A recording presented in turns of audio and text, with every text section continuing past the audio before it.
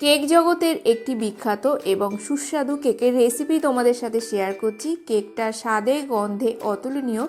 Cake ready করার জন্য আমরা এখানে কোনো প্রকার ডিমের প্রয়োগ করব না। So hi everyone, welcome back to my channel cooking baking lovers.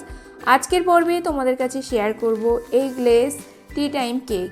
কেকটা রেডি করার জন্য আমাদের এখানে প্রধান উপকরণ টক দই। একটা পাতলা সুতির কাপড়ের মধ্যে টক দই দিয়ে 1 ঘন্টার মতো ঝুলিয়ে রাখলে আমাদের টক দইয়ের জলটা ঝরে গেলে ঠিক এরকম গাঢ় অবস্থায় টক দইটা হবে। অন্যদিকে একটা পাত্রের মধ্যে আমি অ্যাড করে দিলাম 50 গ্রাম বাটার। এরপর দেব হাফ কাপ গুঁড়ো চিনি বা 85 গ্রাম গুঁড়ো চিনি আমি এখানে অ্যাড করলাম। বাটার চিনিটা একটা স্প্যাচুলারের সাহায্যে নাড়িয়ে প্রথমে মিক্সড করে নেব।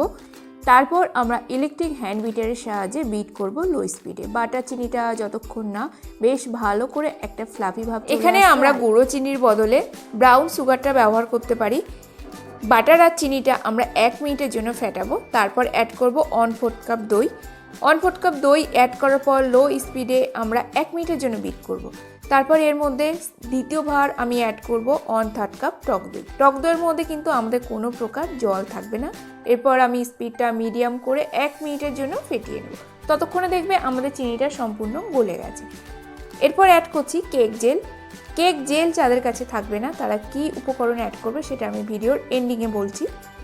কেক জেল অ্যাড করলাম 1/4 টিএসপি। কেক জেল অ্যাড করার পর আমরা ইলেকট্রিক হ্যান্ড বিটার স্পিডটা একদম হাই করে দিয়ে 2 মিনিটের জন্য ফেটিয়ে নেব, যাতে কেক জেলটা ভালো করে এই ব্যাটারের সাথে মিক্সড হয়ে যায়।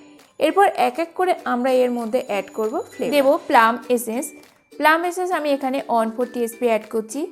সেকেন্ড এসেন্স অ্যাড করব অরেঞ্জ এসেন্স। যদি অরেঞ্জ বা প্লাম এসেন্স তোমাদের কাছে না থাকে সিম্পলি তোমরা ভ্যানিলা দিতে পারো, পাইনঅ্যাপেল দিতে পারো, যেটা ফ্লেভার তোমাদের পছন্দ। বেসিক্যালি প্লাম এসেন্সটা দিলে আমাদের ক্রিসমাস কেকের গন্ধটা খুব ভালো আসে। এরপর হাফ টিএসপি অ্যাড করব কিষানের মিক্স ফ্রুট জ্যাম। যে কোনো টি টাইম কেকে তোমরা মিক্স ফ্রুট জ্যামটা অ্যাড করবে, তাহলে কেকের টেস্ট ফ্লেভার খুব দুর্দান্ত আসে। এরপর আমরা ভালো করে মিশিয়ে নেব। ইলেকট্রিক হ্যান্ড বিটারের স্পিডটা লো রেখে বিট করব যতক্ষণ না আমাদের মিক্স ফ্রুট জ্যামটা ভালো করে ব্যাটারের সাথে মিশে যাচ্ছে। আর মাঝে মাঝে একটা স্প্যাচুলারের সাহায্যে ব্যাটারগুলো টেনে এনে আবার মাঝখানে নিয়ে আসবো। এরপর এক এক করে অ্যাড করব শুকনো উপকরণ। হাফ কাপ অ্যান্ড 1/3 কাপ আমি এখানে ব্যবহার করছি ময়দা, মানে না দেব 1 টিএসপি বেকিং পাউডার। তার সাথে দিয়ে দেব 1/4 TSP homemade mixed spices. 2 TSP এখানে মিল্ক পাউডার অ্যাড করছি। দেব 1 টেবিল স্পুন কর্নফ্লাওয়ার। কর্নফ্লাওয়ারটা অ্যাড করে আমরা শুকনো উপকরণগুলো চেলে নেব। এখানে আমি লবণ ব্যবহার করলাম না, যেহেতু আমরা এখানে সল্টেড বাটার ইউজ করেছি। তোমরা যদি আনসল্টেড বাটার ইউজ করো তখন 1 চুটকি লবণ অ্যাড করবে। চালা হয়ে গেলে এরপরে একটা স্প্যাচুলারের সাহায্যে আমরা একটু সামান্য কাট অ্যান্ড ফোল্ড করে মিশিয়ে নেব। তারপর এর মধ্যে আমরা অ্যাড করে দেব মিক্সড ফ্রুট। এখানে হোমমেড আমি মিক্সড ফ্রুটটা অ্যাড করে দিলাম। এই রেসিপিটা অলরেডি আমি চ্যানেলে আপলোড করে দিয়েছি, তোমাদের ডেসক্রিপশানে লিঙ্ক দিয়ে দেবো। 3 টেবিল চামচ এখানে অ্যাড করব হোমমেড মিক্স ফ্রুটের মিক্সচারটা অ্যাড করে স্প্যাচুলারের সাহায্যে মেশাতে থাকবো। এই অবস্থায় তোমরা খেয়াল করবে আমাদের কেক ব্যাটারটা কিন্তু অনেকটাই গাঢ় আছে। তার জন্য তোমরা এখানে অ্যাড করে দেবে 4 টেবিল স্পুন রুম টেম্পারেচারে থাকা মিল্ক। এখানে আমি 1 টেবিল স্পুন টক দই অ্যাড করেছি। এখানে তোমরা কোনো প্রকারে টক দইটা অ্যাড করবে না, এটাকে অ্যাভয়েড করবে। তারপর আমরা এখানে দেব 2 টেবিল চামচ অয়েল দিয়ে ভালো করে ইলেকট্রিক হ্যান্ড বিটারের সাহায্যে আমরা মিক্সড করে নেব একদম লো স্পিডে। এই ধরো আমরা 30 সেকেন্ডের মতো মিক্সড করে নিলাম। তার মধ্যে দেখবে আমাদের সমস্ত মিক্সচারটা একদম ভালো করে মিক্সড হয়ে গেছে। ব্যাটার রেডি হয়ে গেলে সর্বশেষ আমরা করব স্প্যাচুলারের সাহায্যে মিক্সড। এটাতে কি হয়, আমাদের কিছু কিছু ইনগ্রিডিয়েন্টস কিন্তু মিক্সড হয় না, উপর নিচ করে আমরা মিক্সড করে নেব। কেক বেক করার জন্য আমি নিয়েছি এরকম ধরনের একটা কাগজের মোল্ড। এই মোল্ডেই কেক বেক করেই, এই মোল্ডের র্যাপিং করেই আমরা কিন্তু কেকটাকে সেল করতে পারি। আর মোল্ডটার আমার প্রাইস পড়েছে 13 টাকা করে। কেকের যতটা ব্যাটার আমি রেডি করেছি সবটাই কেক বাটির মধ্যে দিয়ে দিলাম। তোমরা চাইলে যে কোনো মোল্ডের মধ্যে রেখে বেক করেও সেটাকে ভালো করে র্যাপিং করে সেল করতে পারো, যেটা তোমাদের খুশি।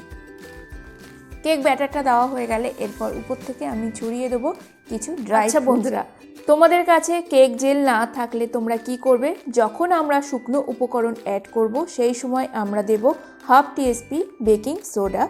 কেক ব্যাটারটা সম্পূর্ণ রেডি হয়ে গেলে তারপর সর্বশেষ অ্যাড করে দেব 2 টিএসপি ভিনেগার।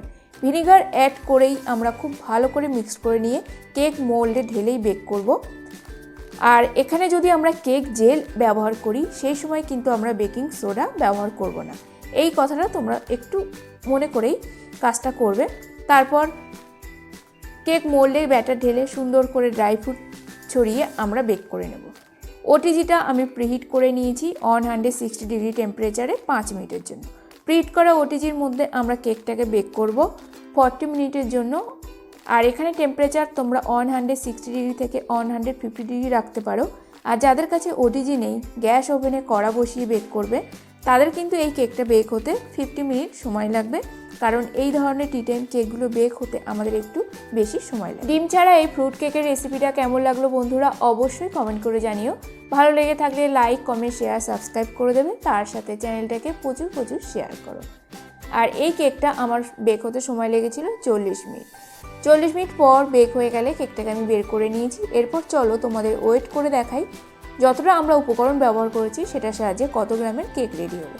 টোটাল এখানে 443 গ্রাম হয়েছে। এই কেকটা যদি আমরা সেল করতে চাই তাহলে আমরা 250 থেকে 270 টাকার মধ্যে কিন্তু সেল করতে পারবো। এই ধরনের কেকগুলো বেকারিতে এরকম টাকাতে সেল হয়। এরপর তোমাদের যে ম্যাটেরিয়ালটা খরচ হয়েছে তার উপরেই তোমরা খরচের হিসাব লাগিয়ে কিন্তু দাম সেট করবে।